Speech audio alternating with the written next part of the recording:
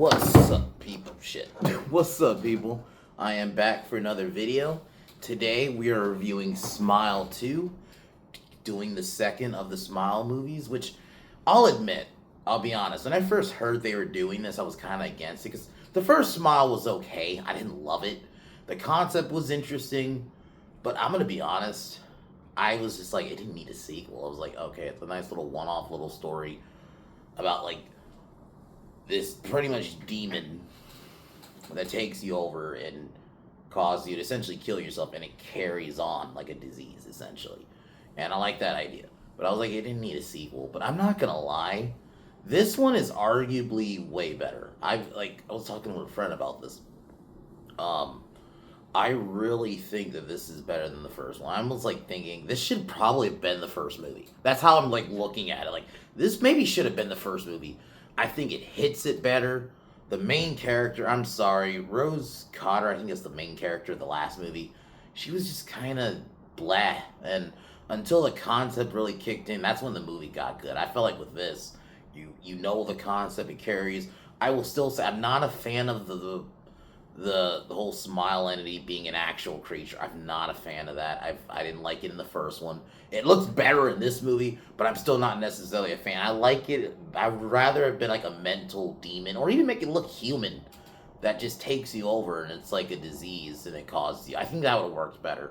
I don't like it being an actual creature. I don't know. That took me out of it in the first one. It's done better here because you don't see the creature in its form, in actual true form, until the end. And I'm not gonna lie, the opening scene, and apparently it starts days after the first movie, because I didn't even know.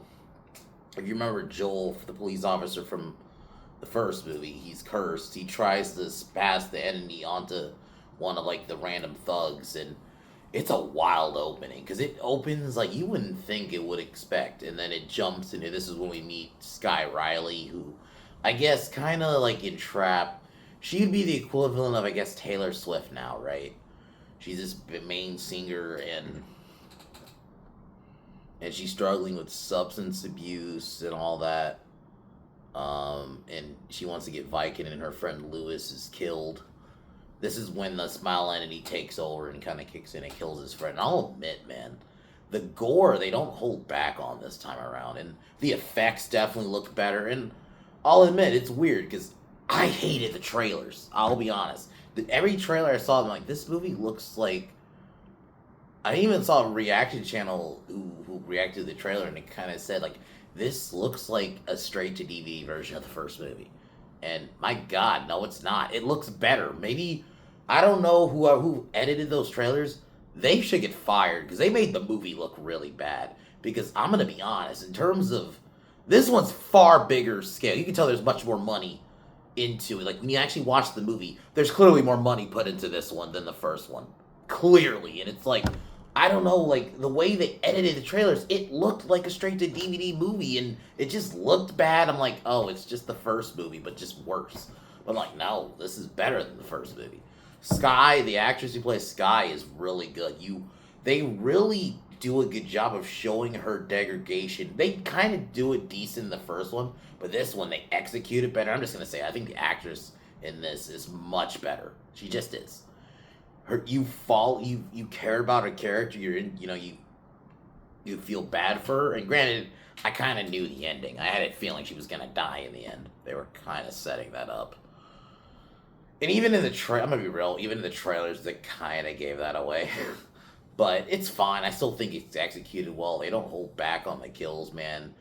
Her friend Lewis, who's like a drug dealer, smashes his face with a weight plate or barbell plate, and you see his nose all broken, and it's like, god damn. Even the opening kill when Joel tries to flee into the street, but he gets hit by a car or a truck, and it's like, and then you see like the just blood smear on the ground. I'm like, and I think you see his foot too. So it's like, god damn, man, they did not hold back on the violence in this one.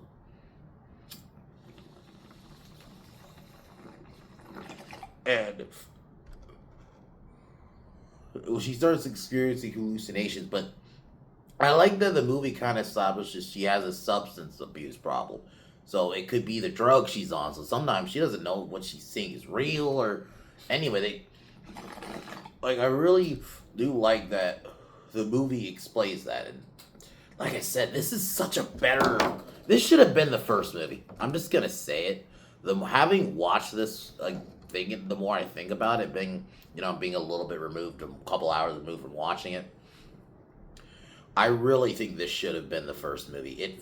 My God, it flows so much better. It explains the concept better. I think you have a stronger lead.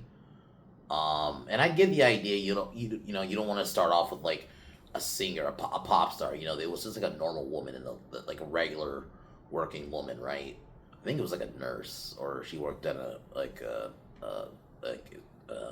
some facility, but but basically she was a regular person, right? She was doing normal everyday things. So I understand from that aspect you want to do horror movies like that, but I just think this one did it better. The actress in this one just nails it. Like it was like even like the first 30 minutes, I was into it. I'm like, okay, movie, you're fucking getting better.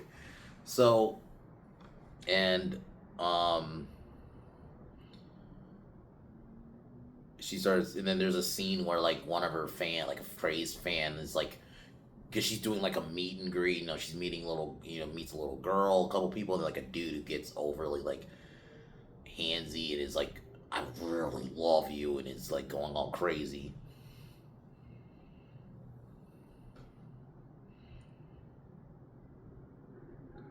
And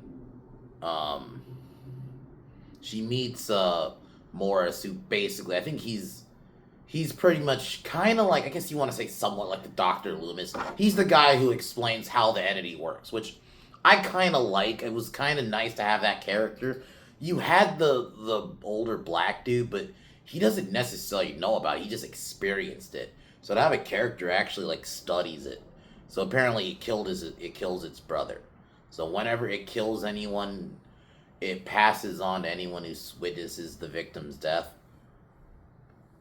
And he feels, and his theory is that if it doesn't have a host, it could die. So they treat it as like a parasite, which I really like. But I also like a good filmmaking technique is if you don't make it just exposition dump. The way he explains his lines, and then the movie goes throughout. And I'm just gonna get to the end where she's at the garden, and she sees everybody like who like died earlier, but then the entity basically possesses her. And this is in its full form. It's like this giant creature, and I'm not gonna lie, the shot of it looked much better in this movie. I'm still not necessarily a fan of it being an actual creature. I would have actually mind if it was like a human, or you make it look fucked up and just have it be humanoid. I don't like the idea of it just being a creature, physical creature. I don't know, but I do still think this like the best way to show it, because it like opens her mouth, and then it crawls inside, and then obviously it takes her over. She's down on the ground like coughing and choking, and then she's just up, which like there's just some creepy shots. And this shot of her where like she starts seeing like her fans, and they're all like just chasing her throughout her house. And this is like, I think the shot you see this in the trailer. This is like one of those shots you see in the trailer, and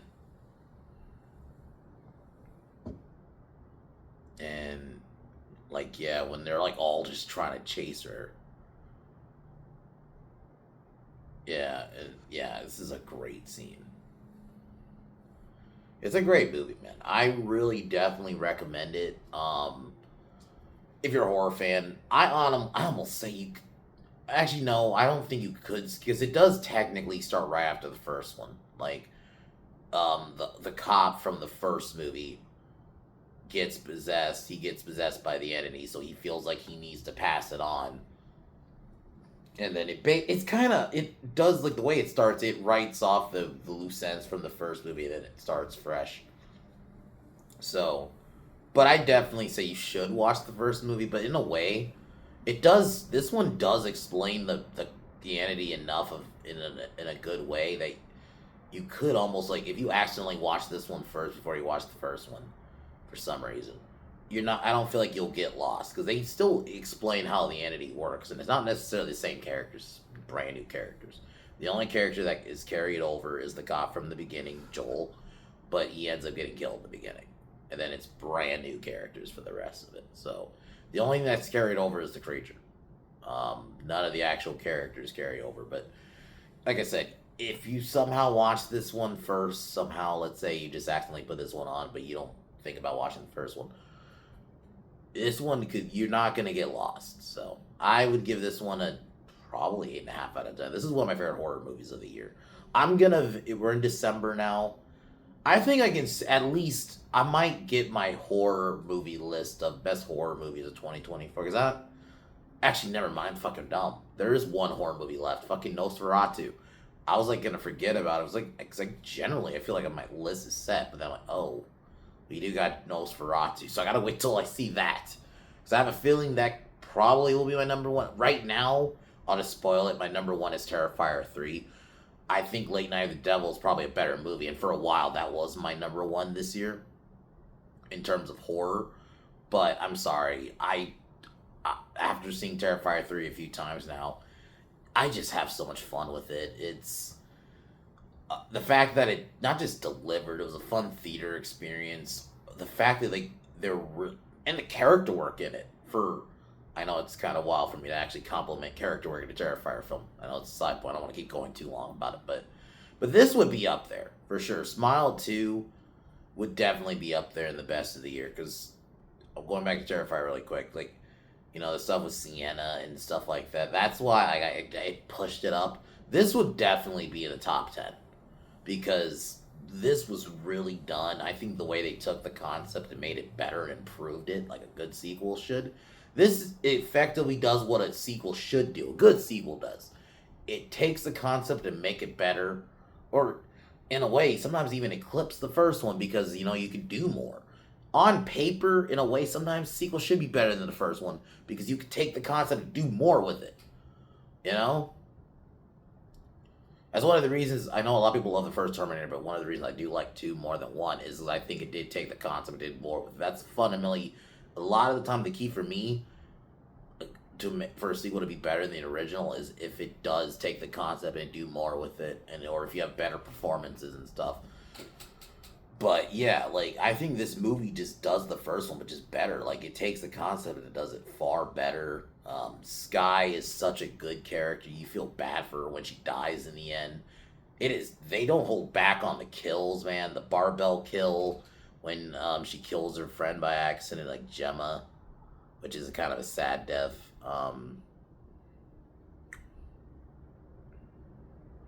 And then, her whole past because her boyfriend died in a car crash and get the reveal she caused it.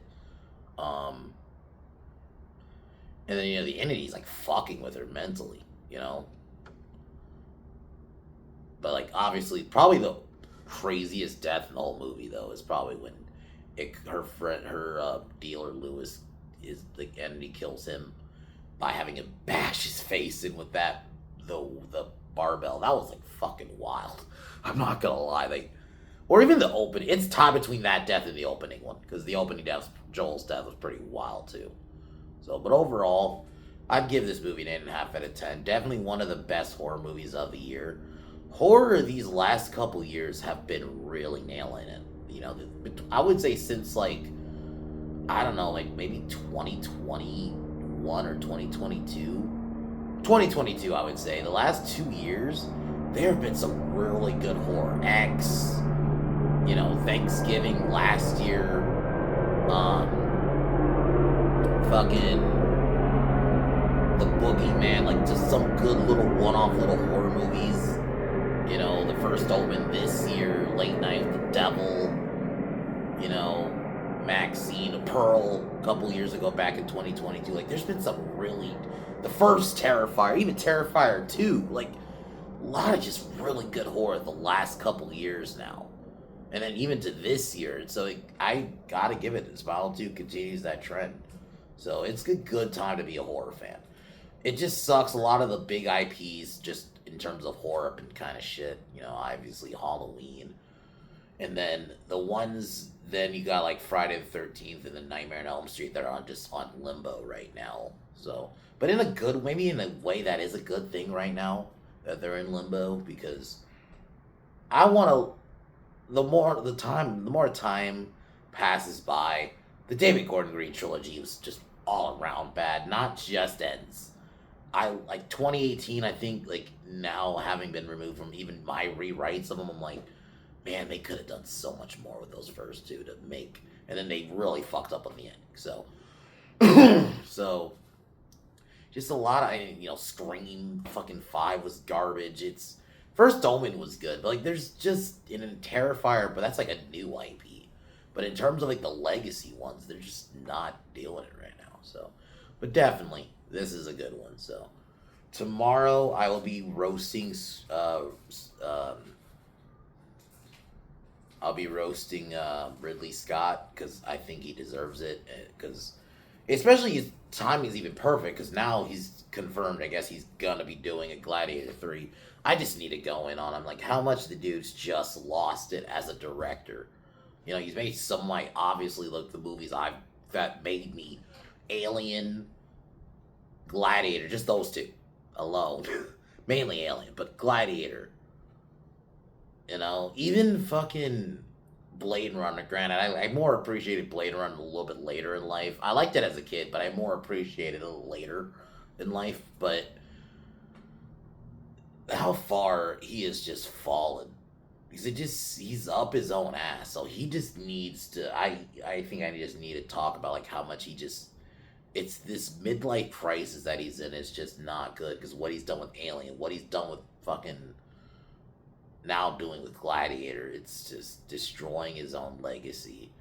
Not listening to any input, you know.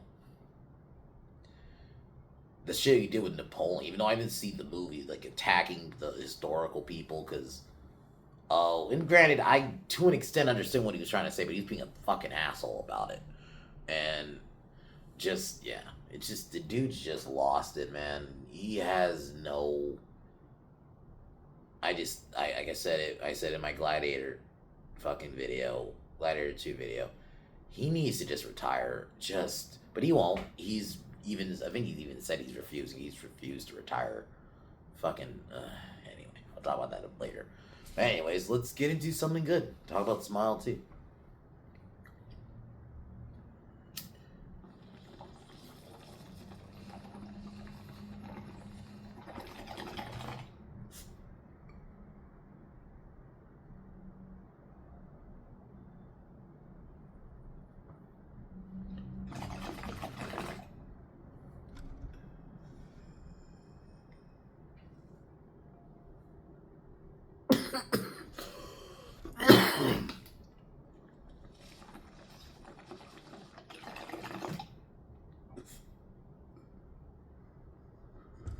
So, basically, like I said, movie pretty much starts right when the first one ends, which I like. Like, there's no, I mean, there's a little bit of a passage of time, but it literally is right after the first one because because it says here on Wiki that it's 6 days after Rose, who's the main lead from the first movie. the Joel, who's now cursed, decides to pass the entity on killing like one of these murderous criminals. Like, then he decides to stop. Because in his mind, I guess if some pieces of shit have it, I guess in theory, I guess in his mind, I kind of can get if I was in this world. And he ends up doing it. He ends up doing a shootout. He kills the first one, so it passes on, but then he ends up killing the second one. Lewis, who we see later on in the movie, sees the shootout, but Joel leaves him alive, and then he attempts to flee, but he ends up getting run over by a truck. And what a fucking opening, because it starts with a shootout. Like, it doesn't start off like what you think a Smile, like a kind of horror movie you would think like this would start. And yeah, Joel bucking his death's pretty wild, man.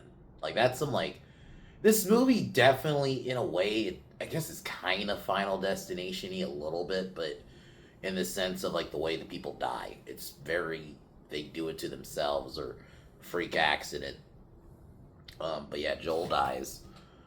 Then this is where we actually meet our actual lead of the film, um, Sky, and she's on the Drew Barrymore show. It's just it's kind of cringy. I'm not gonna lie. Look at the Drew Barrymore show. Um, all right, y'all know I try to keep this non-political, but I'm just since I just it's in my mind right now. When she had Kamala on and she was just fucking kissing her feet. That's so when I see that, that's all I think of. So anyway, so back to the movie.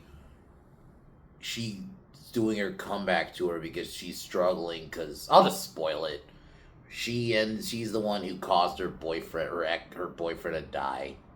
Who Paul, who's a husband of hers. You get the scene later. They keep it vague initially, but you get the reveal that it was her. She killed him in a car crash.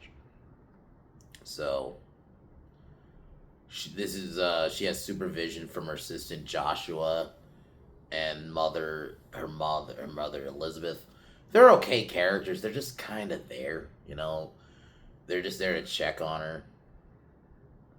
So Sky tries to buy Vicodin, um, and Lewis is very erratic. Even like initially, like because he's clearly high, like because he even like puts a sword to Elizabeth Sky's throat because he thinks it's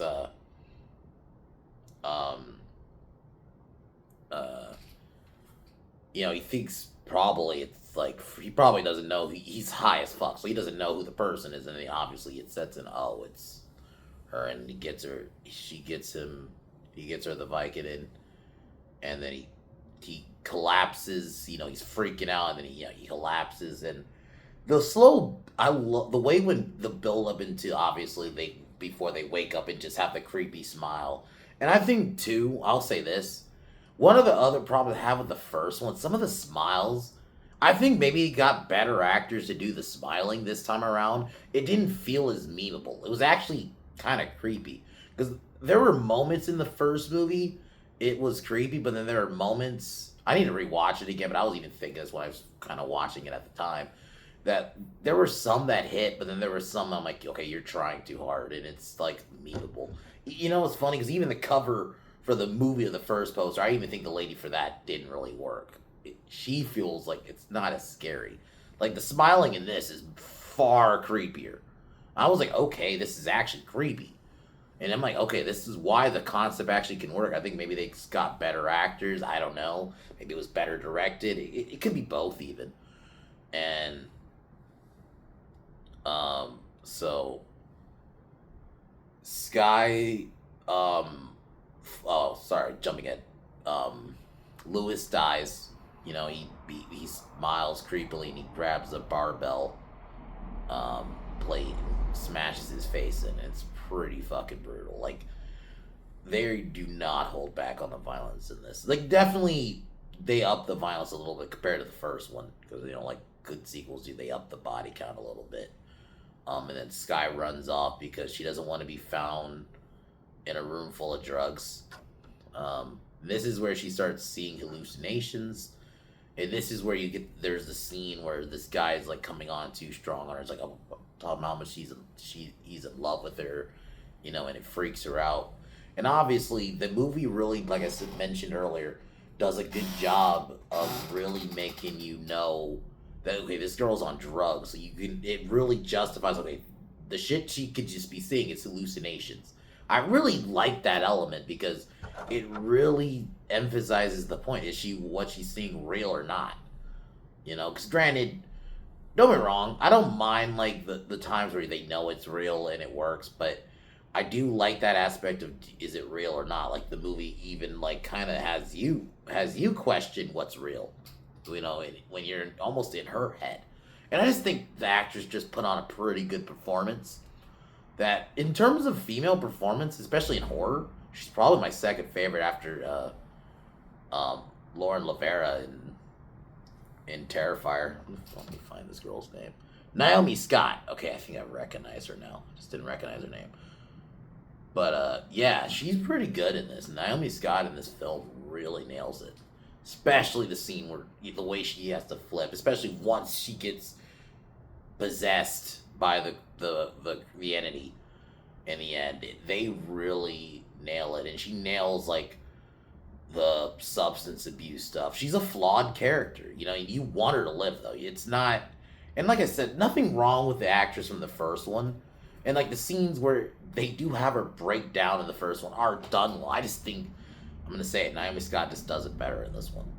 You know, the scenes where she's just freaking out in public because she's seen as this druggie, so people just think she's just freaking out. This is where she meets her former best or estranged friend she hasn't seen in a while, Gemma. And this is where Skye gets a text from an unknown number, which is revealed to be Morris, who we see later on. Skye This is where Skye goes to a fundraiser, and I'm gonna say it too. The movie has really good cinematography. Like they really upped the camera work this time around. Like no, like the first one was all right, but I really do think this one, like even just everything they upped the production on, like the cinematography, even just the shot of her when she walked in the frame before she gave that speech at the fundraiser, and she hallucinates the teleprompter stalling, and then she hallucinates someone smiling, but they're not actually smiling. She sees Paul, who is her ex-boyfriend or dead boyfriend.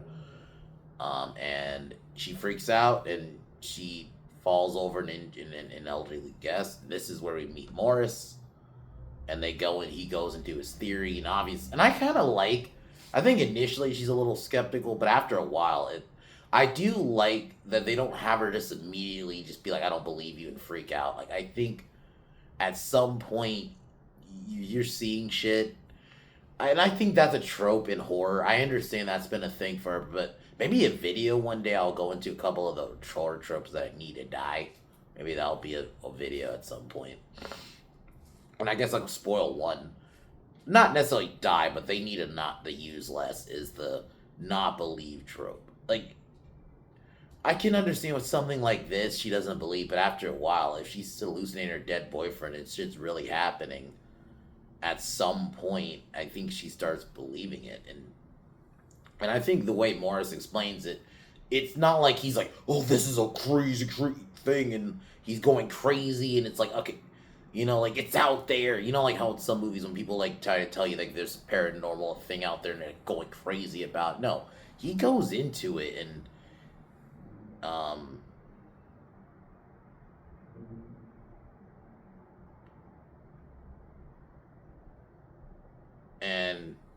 his theory is he wants to stop Skye's heart, and that will maybe trap the creature, because he thinks the entity is parasitic. If it doesn't have a host, it could die. And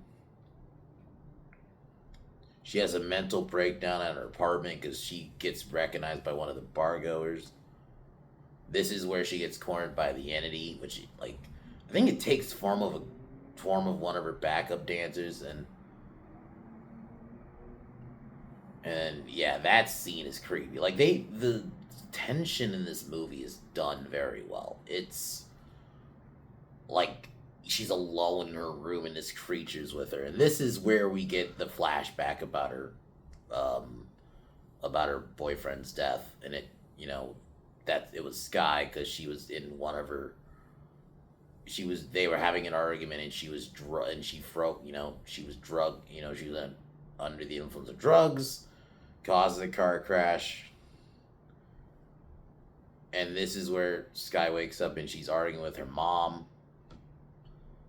And then all of a sudden, kind of like, the pattern in the other ones, they all of a sudden just randomly out of nowhere smiles, and then she smashes a mirror, stabs herself, which that was pretty brutal.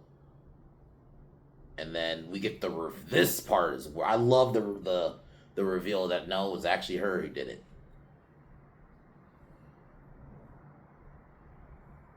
And then she reunites with Gemma. They steal a car to meet Morris. I love like this whole thing because it turns out that Gemma, like the way they reveal it in the movie, is even better, and I want people to see it. So I'm not gonna go too into it. Well, I'm gonna go into the ending, but I'm not gonna go too into like how. But the reveal is, yeah, that the entity is actually Gemma. That the real Gemma wasn't with her. So I'm assuming that, I don't know if she was already possessed or because the reveal is obviously in the movie she's hallucinating that Elizabeth's stabbing herself, but the reveal is she did it. So I don't know if she was possessed by the entity at that moment, and she did it, which is wild, but it's kind of like, man, like stuff like that, having her when she has to kill her own mom. Sky meets Morris at an abandoned Pizza Hut, and that's where they try to plan to destroy the creature. Um, the and then the entity tries to like basically manipulate her from stopping. Because her plan is to stop her heart and see if that can stop the creature theoretically.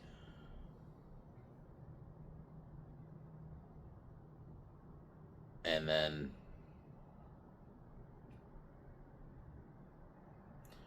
she stabs herself with the syringe, but basically you get the reveal that it's too little too late, which I'm gonna just spoil it. I had a feeling she was gonna die in the end. Even the trailers, they were kind of setting that up, that she was gonna die in the end.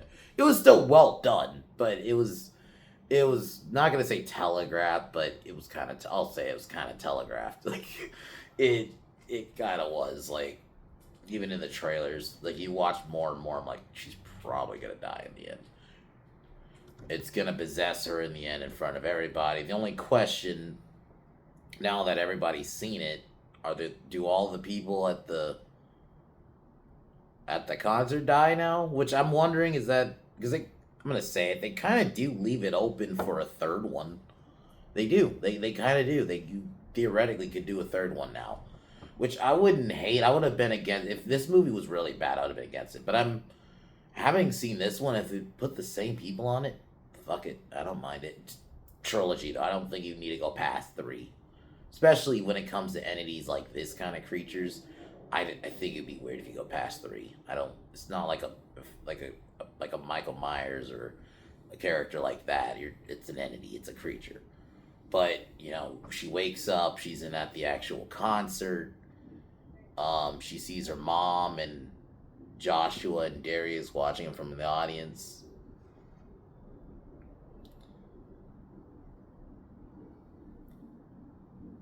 And this is where basically her past few days have been a hallucination.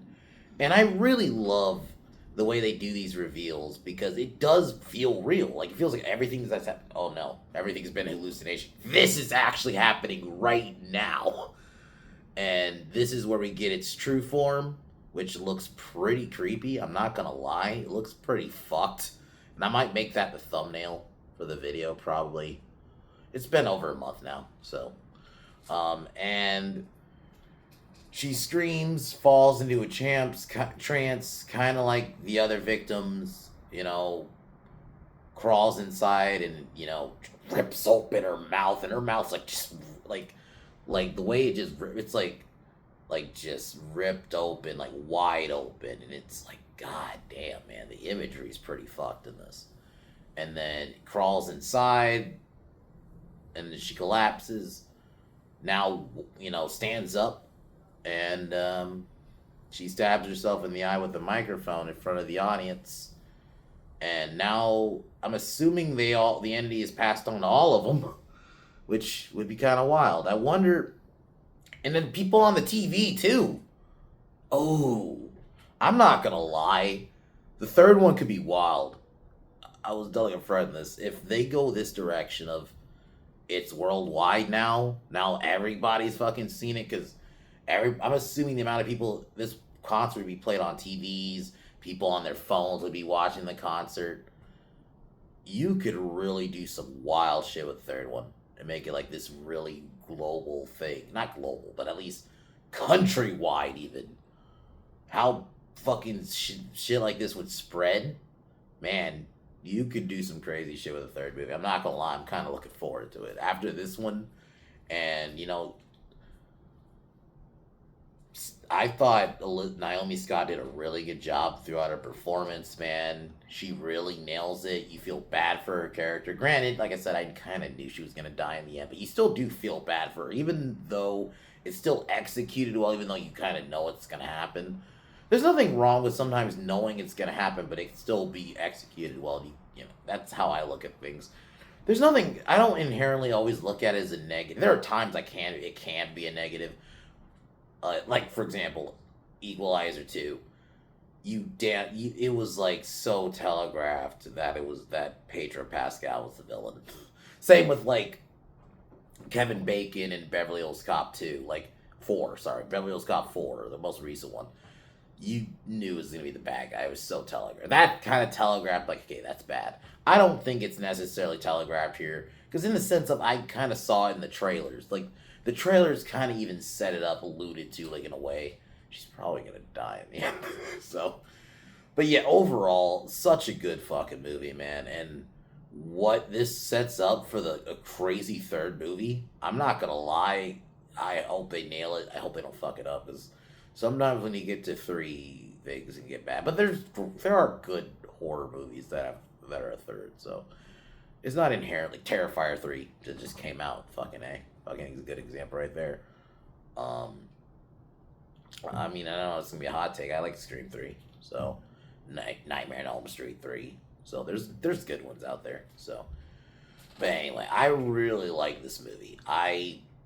It nailed it. The creature design was cool, even though I still don't really love it being a creature, but whatever, it is what it is. The kills were great.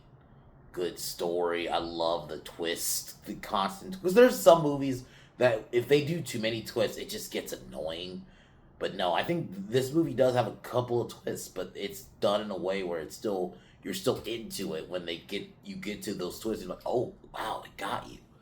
So and like I said, this is much better than the first one. I almost feel like this should have been the first movie.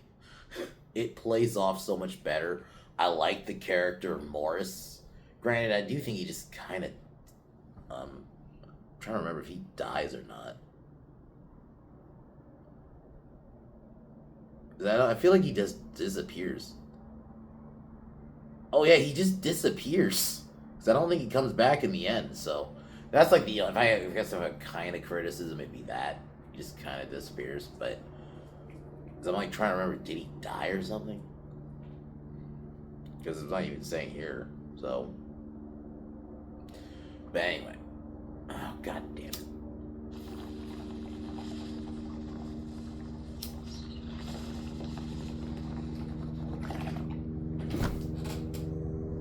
So, but that ending, man, is so fucking good. Like, like I said, what it sets up for the future.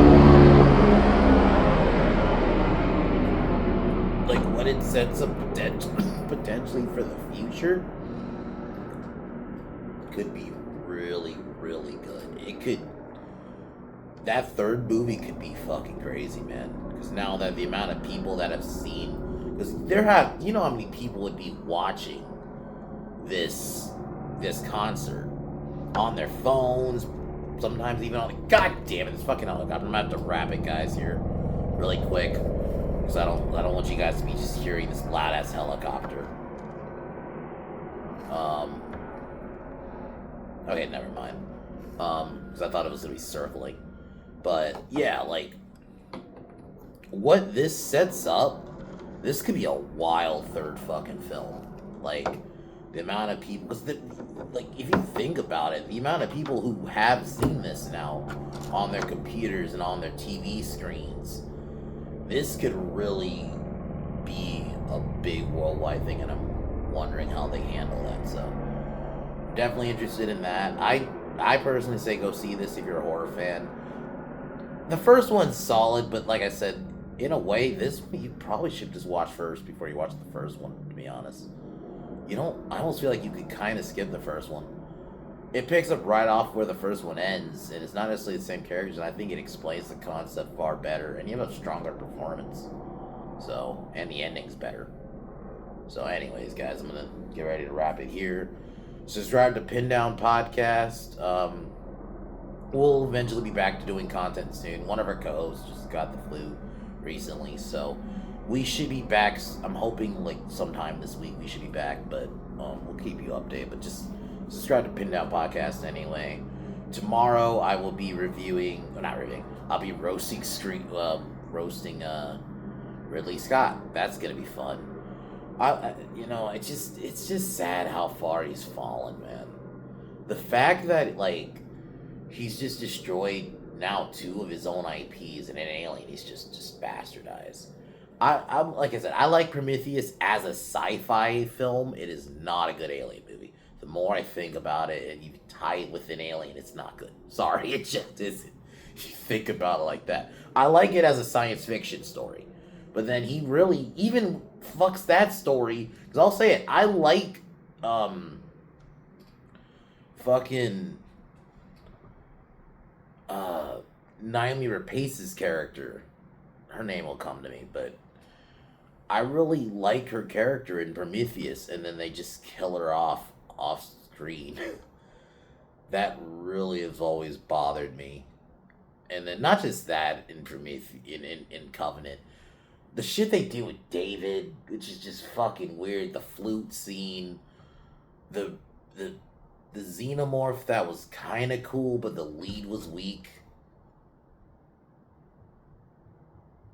Shaw, sorry, I don't know why I forgot her name. Shaw, and they kill Shaw off screen, or there's like a deleted scene, but then she's already dead, so she was killed off screen.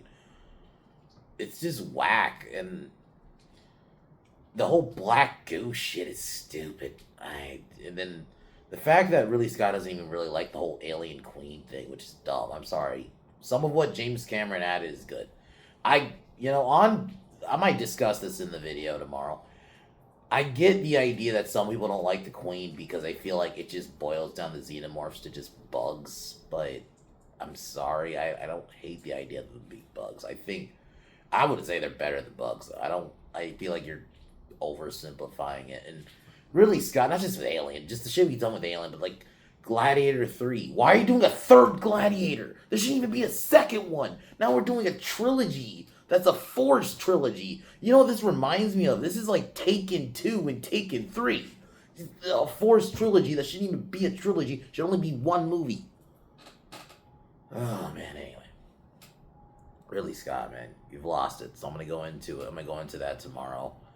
And, yeah, but go see Smile 2. Smile 2 is pretty good. It's up right now. I think it's out on digital right now, so it's a pretty good movie, and it's way better. It's one of the rare cases, I would say a sequel, especially a modern sequel, is better than the first movie.